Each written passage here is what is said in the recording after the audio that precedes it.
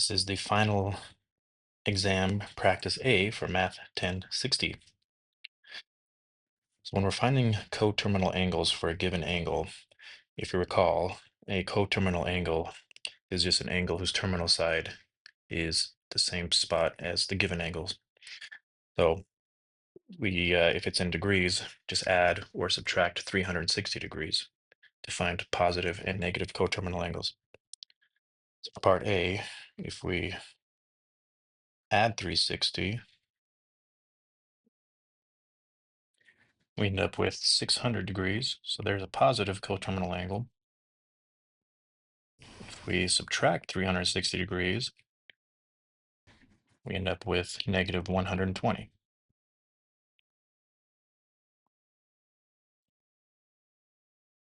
A reference angle is the difference between the terminal side of the angle and the nearest x-axis.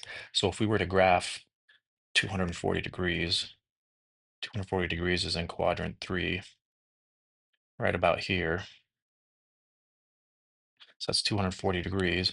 So the reference angle will be the difference between the terminal side, 240 degrees, and the x-axis here, which is 180 degrees.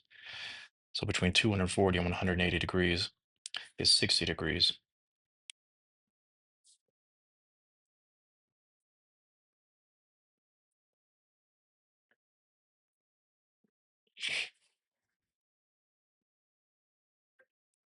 And then converting an angle from degrees into radians, we have to multiply by the conversion factor where degrees is on the bottom. So 180 degrees is the same as pi radians. So degrees cancel. So it's 240 pi divided by 180, and then we simplify the fraction. So that would become 4 pi over 3 radians.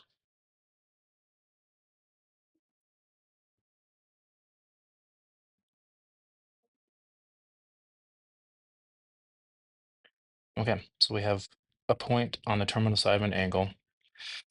From unit 1, we talked about the definitions of the trigonometric functions beyond the right triangle.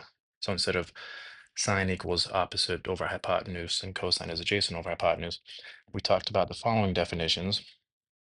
Sine theta is y divided by r. Cosine theta is x divided by r. Tangent theta is y divided by x. So obviously we have x and y, but we need r. R is the square root of x squared plus y squared.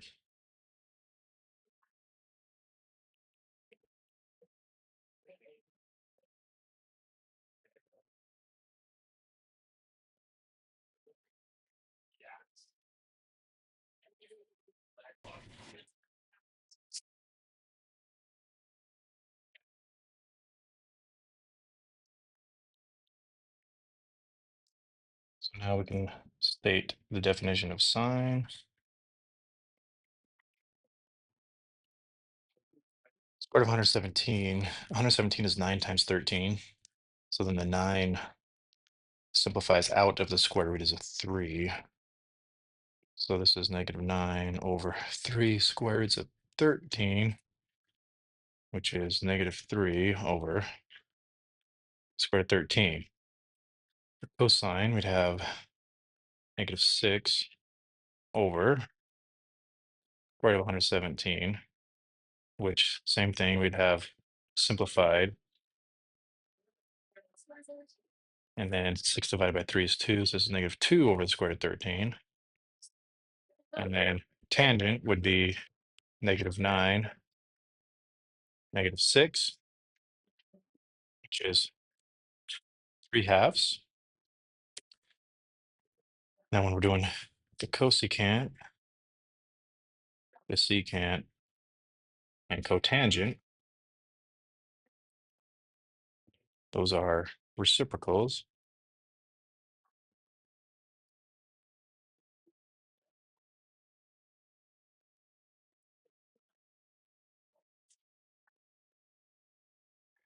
Okay.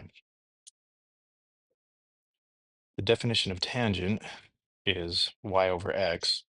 So this is the y value, this is the x value. Definition for cosine is x divided by r. So in order to find the definition of, for the value of cosine, we need to find the r value. So r is equal to the square root of x squared plus y squared. Now, if cosine's positive, it's either quadrant 1 or 4. And if tangent negative, that means we're in quadrant 4. So in quadrant 4, x is positive, y is negative. So this is x, that's positive. 8 is going to be the negative value because that's the y value. So we have 15 squared plus negative 8 squared. So that's a square root of 289, which is 17. So the sine of theta is y divided by r. The y value is negative. So this is negative 8/17. Cosine is going to be positive, so it's 15/17. We're going to have tangent here. So we need cosecant, which is the reciprocal of sine. We need secant, which is the reciprocal cosine. Then we need cotangent, which is the reciprocal of tangent.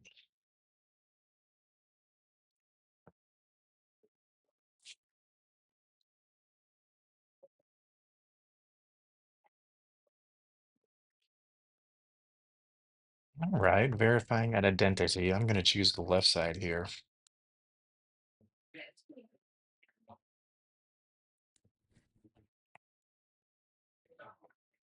So if we make use of the reciprocal cosine, so this is 1 over cosine right now.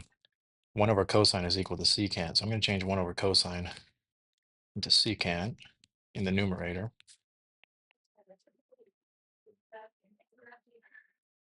And then again, using a reciprocal identity, tangent squared is 1 over cotangent squared. So I'm going to change tangent into 1 over cotangent.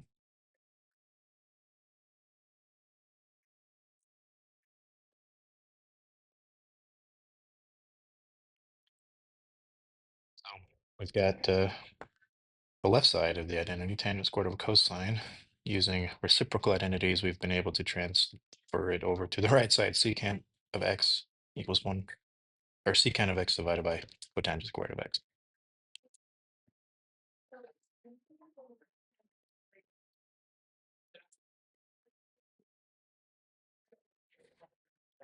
Okay.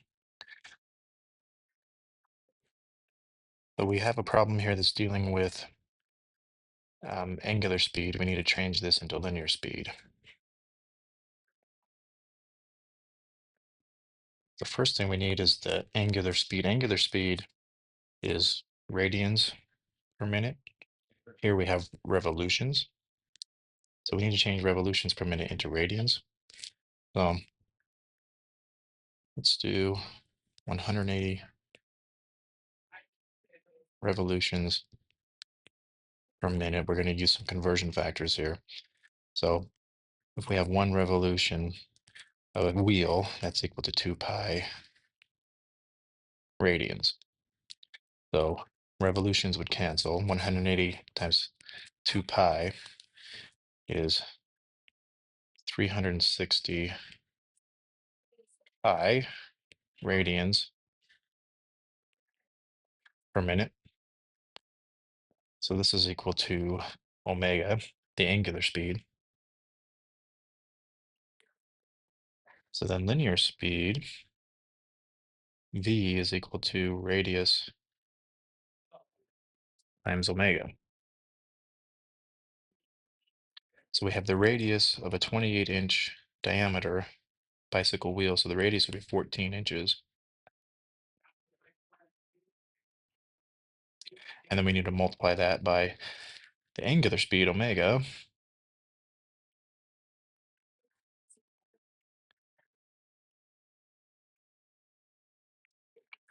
This is radians per minute. And I realize now this question isn't as specific as it should be. Find the speed the bicycle is traveling down the road. There needs to be a unit of measure onto this. So I apologize for the ambiguity, but let's put this in miles per hour. So we are going to have a linear speed here, but it's going to be in terms of inches per minute. So we need to convert inches into miles and minutes into hours. So there's going to be a few more conversion factors here. So if we do 60 minutes is 1 hour, now we've got minutes into hours. And now we can change inches. So let's see, 12 inches is 1 foot. And then if we have 5,280 feet is 1 mile. So now we have feet and inches cancel. So this in terms of miles per hour. So we need to multiply 14 by 360 pi, multiply that by 60, divide it by 12, and then divide it by 5,280. And this is going to give us the speed of this bicycle in miles per hour. And that ends up being roughly 14.99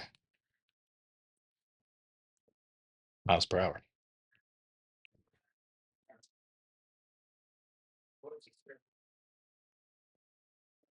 Question 6. So there was an identity we went over in Unit 2 for the cosine of alpha minus beta. Cosine of alpha minus beta, cosine alpha, cosine beta, plus sine alpha, sine beta.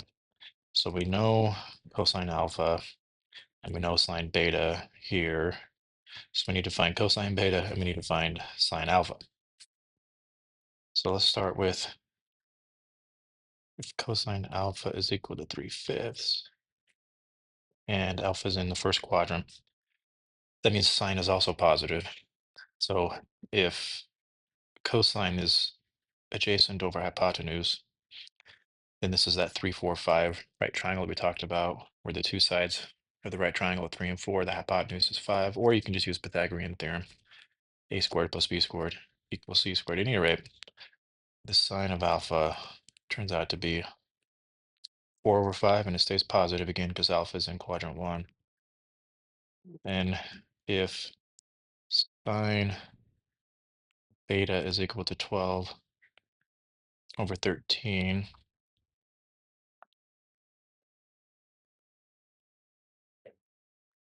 and this is actually a typo here because if beta is in 3 pi halves to 2 pi, that's quadrant 4, so sine should actually be negative, so this should be negative 12/13, so I apologize for that.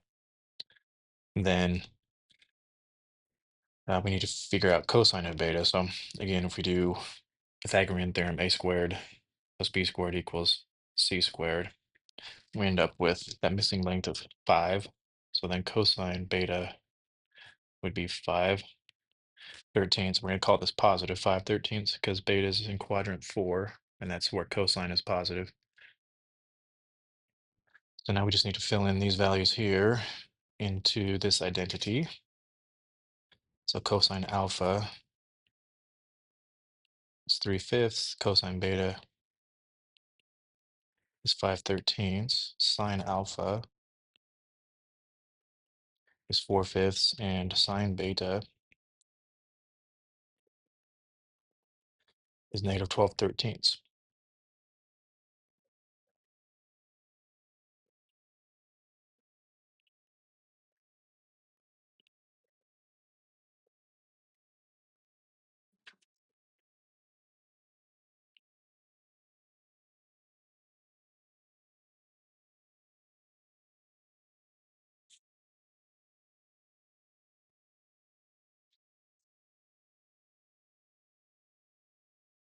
All right, for 7, we have two parts here. For part A, we're going to find cosine of half theta.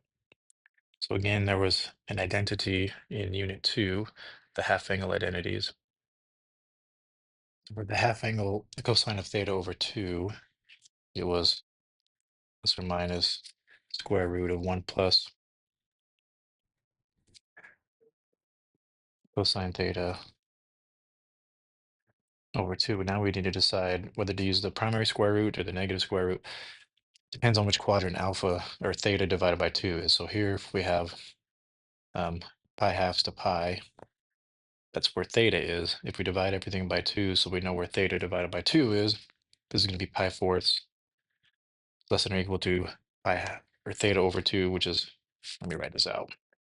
Divide everything there by 2, we're going to get pi fourths less than or equal to theta over 2, which is less than pi halves. So this is basically 45 degrees to 90 degrees. That's in quadrant 1. So in quadrant 1, cosine's positive. So we're going to take positive or the principal root there.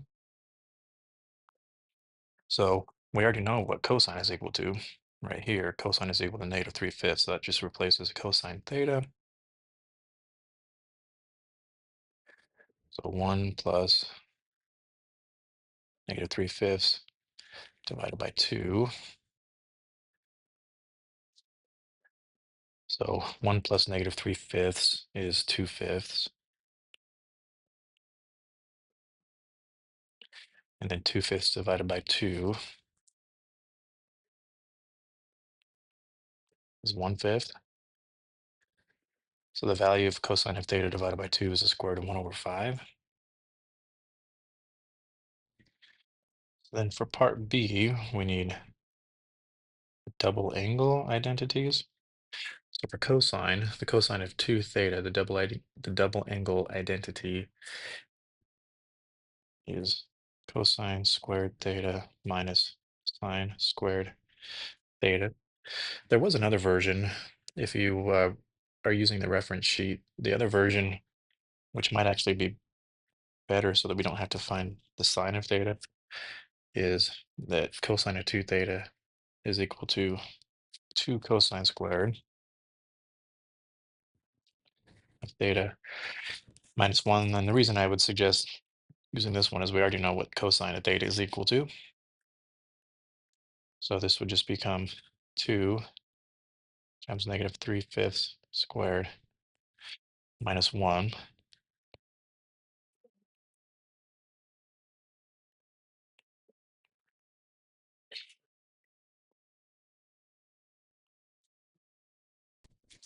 This is negative 7/25.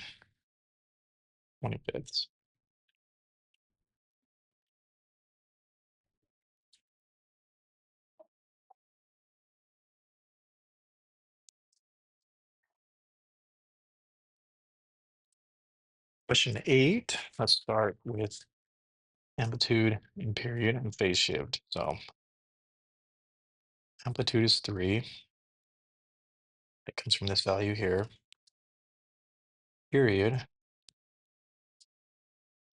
is 2 pi divided by b, where the b value here is the number in front of theta, so that's 2. So this is 2 pi divided by 2, which is pi. And then the phase shift, remember the phase shift is what moves the graph left or right. So that's this value here inside the parenthesis. So the formula for the phase shift was the opposite of c divided by b, again, where b is this value here in front of theta. So this is negative 3 pi fours divided by 2, which is negative 3 pi divided by 8.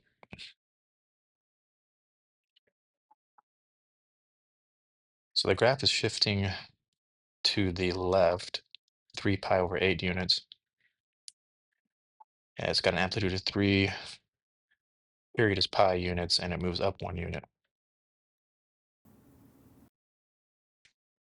So if I move to the left, negative 3 pi over 8, that's almost to negative 4 pi over 8, which is negative pi halves. So that would be right about here, be about right here. And we move up 1 unit. So this would be the starting point. And then the amplitude is up 3 and down 3.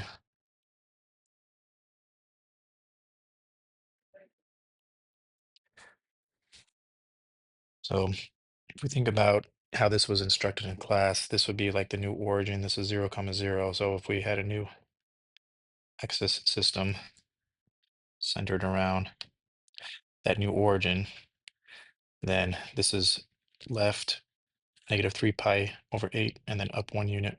So from here we would go up 3 units, down 3 units for the amplitude. The sine function, remember, starts at the midline. So it'd start here. Now the period is pi units. So from negative 3 pi eighths plus pi,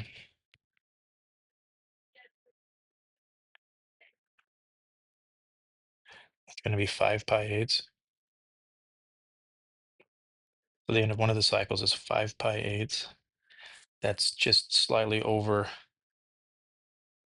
pi half, so right about there. And if we add another pi to that, because we need to graph 2 cycles here, and that's going to be 13 pi over 8. And that's just barely beyond 3 pi halves, which is about right here. So this is the end of one complete cycle. This is the end of another complete cycle. So starting at the midline here, halfway through that cycle, halfway through, and then cutting each of those in half.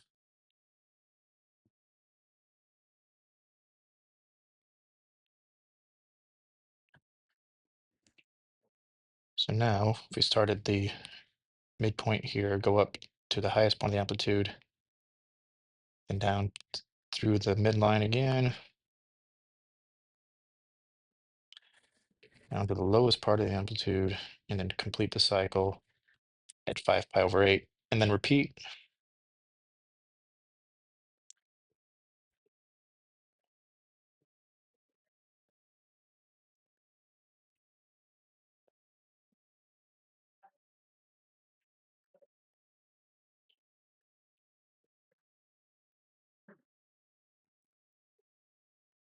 So this would be 5 pi over 8 right here.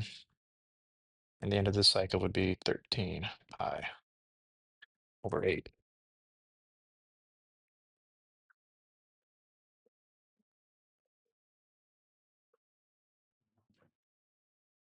All right. Solving this trigonometric equation, we need to isolate cosine squared first. So I'm going to subtract 5 and divide by 4. So subtract 5 makes 1, divide by 4 makes 1/4.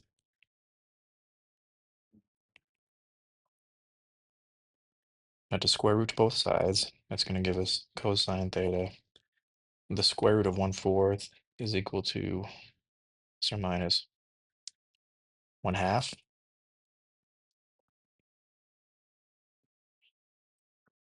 So we're solving now two separate equations. Cosine theta equals 1/2.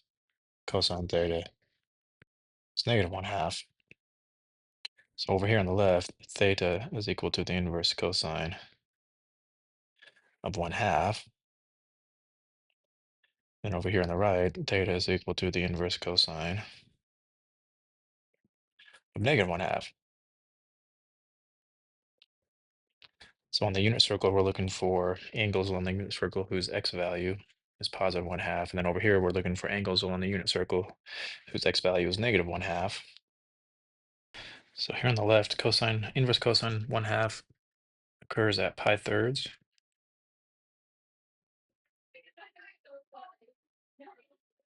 And since we're restricting the values of theta between 0 and 2 pi, I'm not going to add plus 2 pi k onto this. It also occurs at 5 pi thirds. Now, where x values are negative 1/2, that occurs over here at 2 pi thirds.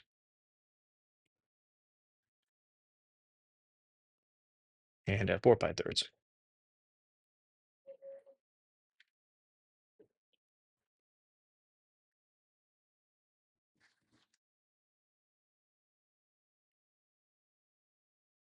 For question 10, I'm going to add the negative 2 to the other side. That's going to give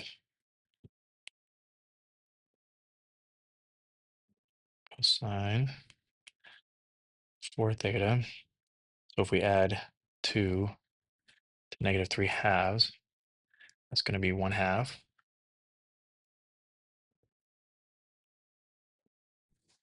So then, before we can do anything with this 4, got to get rid of cosine. So we're going to use inverse cosine on both sides. So 4 theta is equal to the inverse cosine of 1 half. So what this means is 4 theta could equal pi thirds plus 2 pi k, or 4 pi, or sorry, 4 theta could also equal, so cosine equals 1 half at 5 pi thirds. So this is 5 pi thirds plus 2 pi k. So then here, if we divide both sides by 4, we get theta is equal to pi 12ths. And then if we divide this by 4, we get 2 over 4 is pi halves.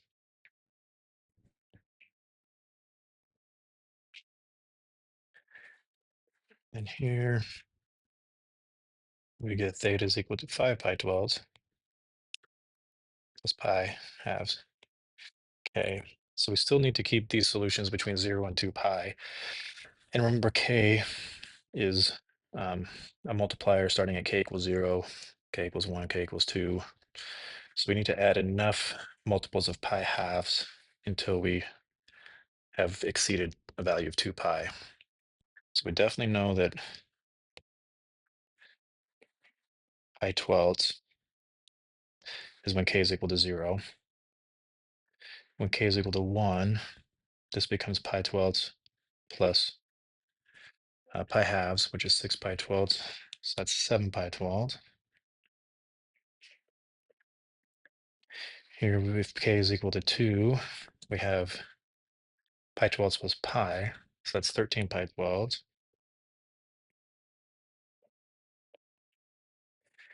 K is equal to 3, we have 3 pi over 2, so that's 19 pi 12ths.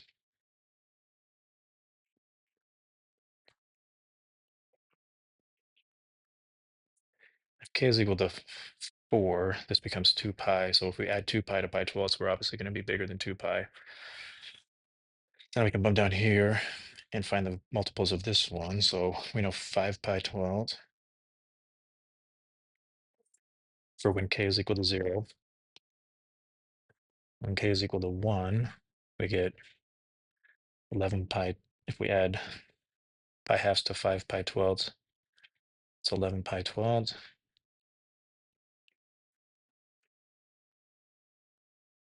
K is equal to 2, this becomes pi, plus 5 pi 12ths is 17 pi 12ths. If k is equal to 3, this is 3 pi halves. If we add that to 5 pi 12ths, it's 23 pi 12ths. And then for k equals 4, this becomes 2 pi. And if we add 2 pi to 5 pi 12ths, we're going to be bigger than 2 pi. So these are the solutions for that equation.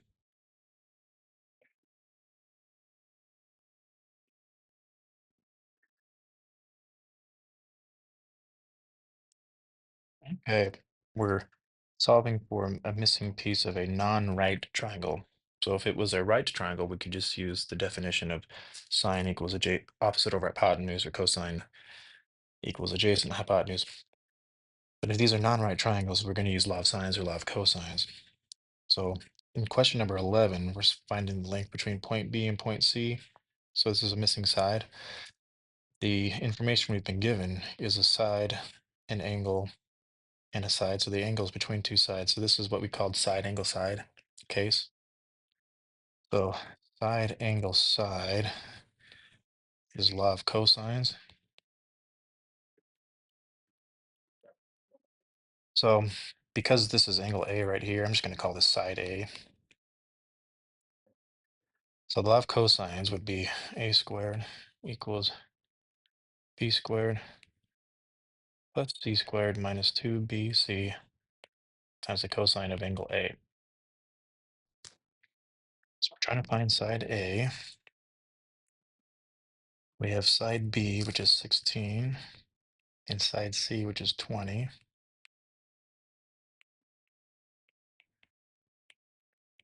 And then the cosine of angle A, which is 88 degrees.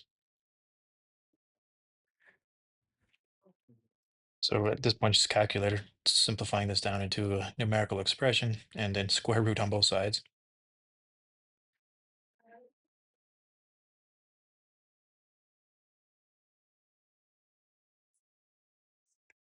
Square root both sides, and we get 25.2 yards.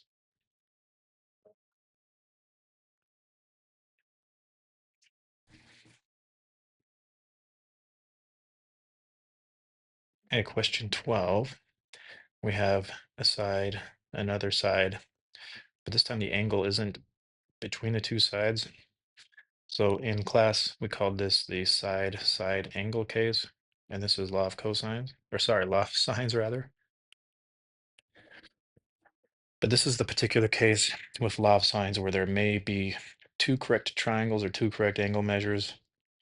This was called the ambiguous case of law of sines, so we have to keep that in the back of our mind as we're solving this. So to find the measure of angle B, we need to know we have to set up two equal ratios. That's how law of sines works. So side B is 7. So we've got sine of angle B divided by the side length B, which is 7. And this is equal to, over here we have an angle and a length across from it. So we could say that's sine 123 degrees divided by the side length of 15. So solving this proportion, we're going to get sine of angle B is equal to 7 sine 123 divided by 15. So if we simplify this down into a numerical value, it's equal to 0.391. Then inverse sine on both sides gets the measure of angle B. It's 23.04, so I'm just going to say 23 degrees. Now this is where we have to take into account, because this is the ambiguous case of the law of sines, an angle in second quadrant, if this is the reference angle. So if we use 23 as a reference angle, then the angle in the second quadrant is 157.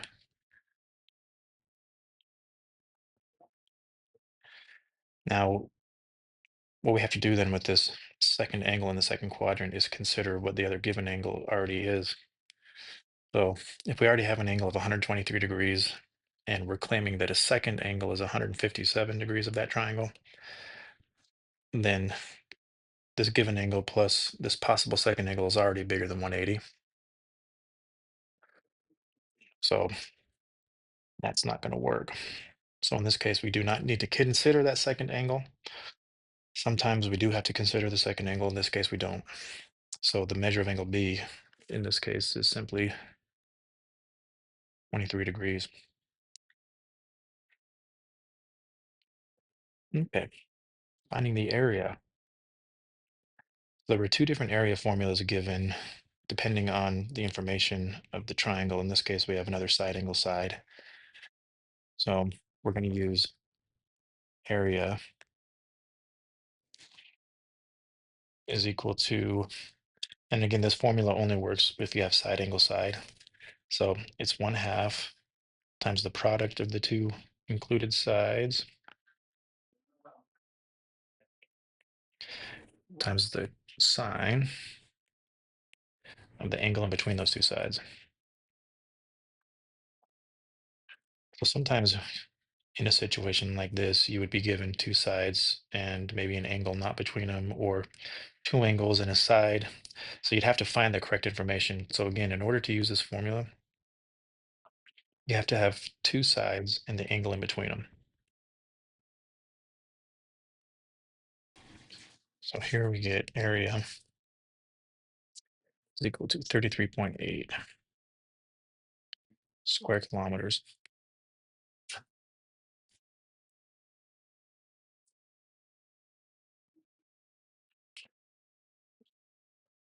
Raising a complex number to a power, we're going to use De Moivre's theorem. So remember De Moivre's theorem, z, the complex number to a power of n is equal to the modulus to that power times the cosine plus I sine. And then you take the argument and multiply it by that power. So first thing is we need to write this complex number in polar form. So we need to find r, and we need to find the argument. So modulus r is equal to the square root of a squared plus b squared. So this is square root of 8, 2 square roots of 2. And then the argument is the inverse tangent of b divided by a. So it's the inverse tangent of 1, which is equal to pi fourths. And then always consider where this complex number is on the rectangular plane. 2 plus 2y is in quadrant 1, which is where pi fourths is. So in polar form, this complex number is 2 square roots of 2 times the cosine plus I sine pi fourths. So now we can apply De Moivre's theorem here. So z to the fifth power is 2 root 2 to the fifth power times cosine plus I sine of 5 times pi fourths. Simplifying this here, 2 root 2 to the power 5. The 2 here raised to the power 5, that's 32. And then we have the square root of 2 to the fifth times cosine plus I sine 5 pi fourths. Now here, 2 to the fifth is 32. The square root of 32 is, let's see, let's do it this way. Let me write this down. So the square root of 2 to the fifth is the square root of 32. The square root of 32 is 4 root 2. So this is 4 square roots of 2 times 32. So 32 times 4 is 128. So we have 128 square roots of 2 times the cosine plus I sine 5 pi over 4. So that we now expand. We have 128 times the square root of 2 times the cosine 5 pi 4 plus I times the sine of 5 pi 4. So the cosine of 5 pi 4 is negative root 2 over 2. And the sine of 5 pi 4 is root 2, negative root 2 over 2. And this is multiplied by 128 times the square root of 2. Okay, so 128 root 2 times negative root 2. So root 2 times root 2 is the square root of 4, which is 2. So that 2 would be divided by this 2 right here, canceling it out. So it's really just negative 128. And the same thing here. Root 2 times this root 2 is the square root of 4, which is 2. So that cancels with this 2. So it's a negative I times 128. So this is a minus 128 I.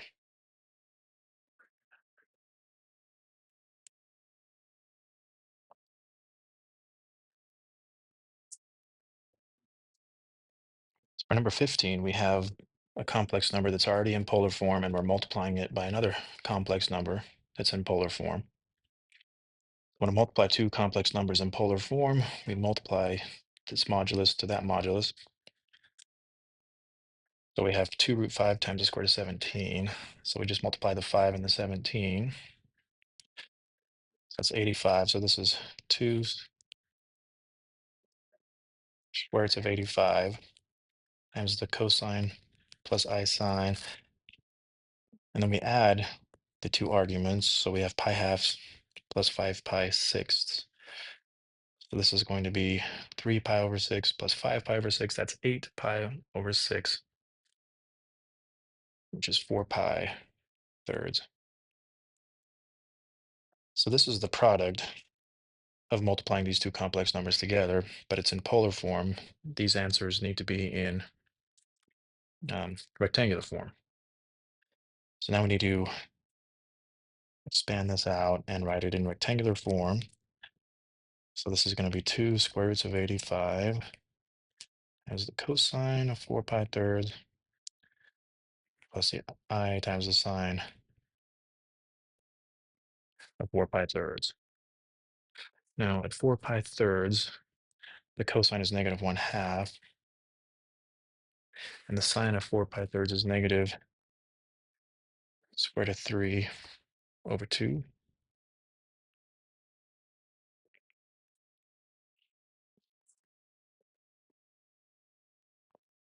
So we multiply here, the 2 and the 1/2 cancel, so we get negative root 85.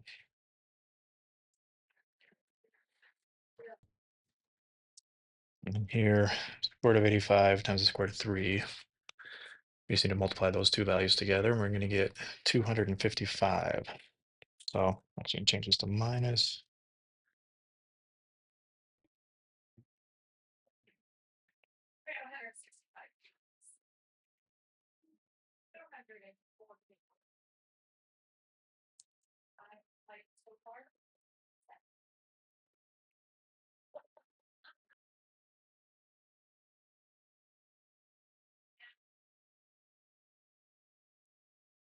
Question 16, we need to change vector PQ into component form.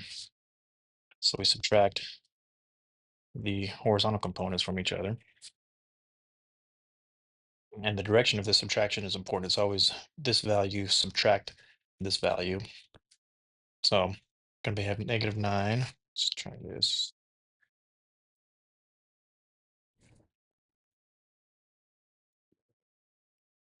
So negative 9 minus 10, that's the horizontal component.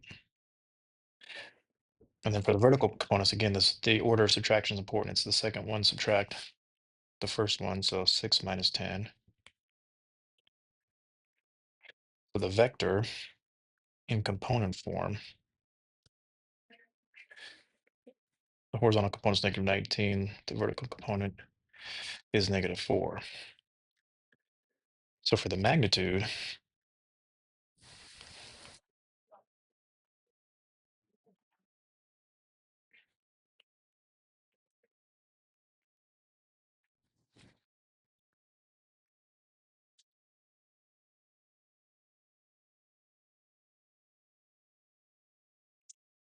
and then for the direction,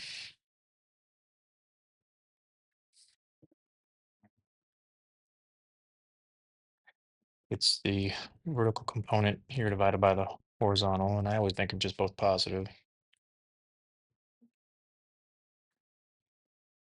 11.88 degrees, but our vector here is in quadrant 3. So if we add 11.88 to quadrant 3, we're going to get 191.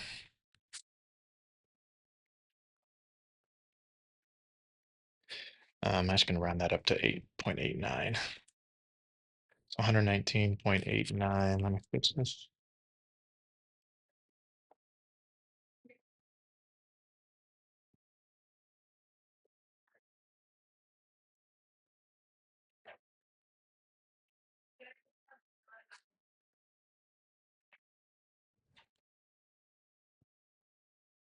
So between two vectors, that's one of the applications of the dot product.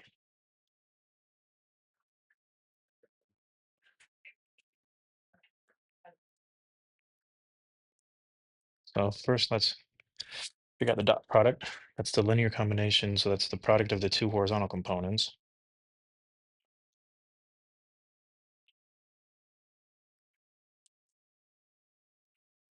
Plus the product of the two vertical components.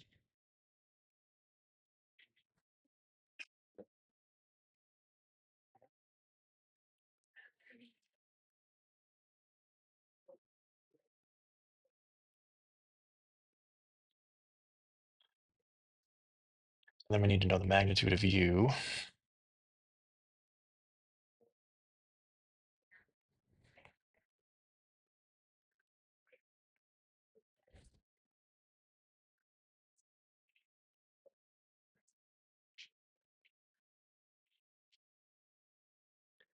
Magnitude of v.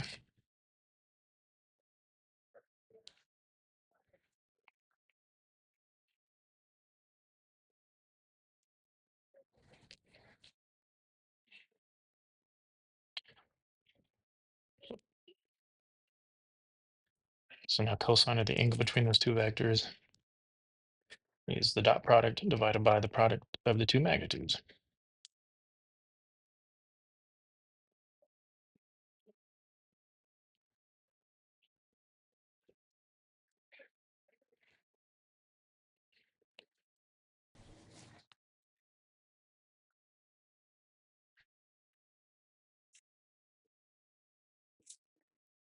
And then inverse cosine of both sides.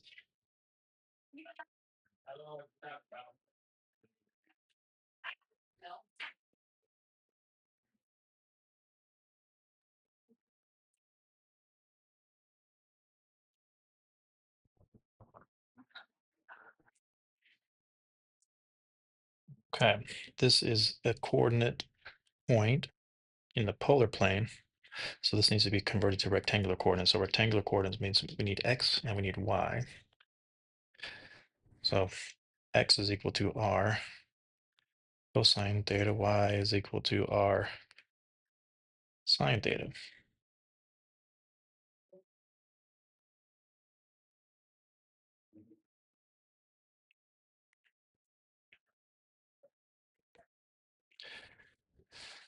So the cosine of 330 degrees, that's the x value at 330, which is square root of 3 over 2.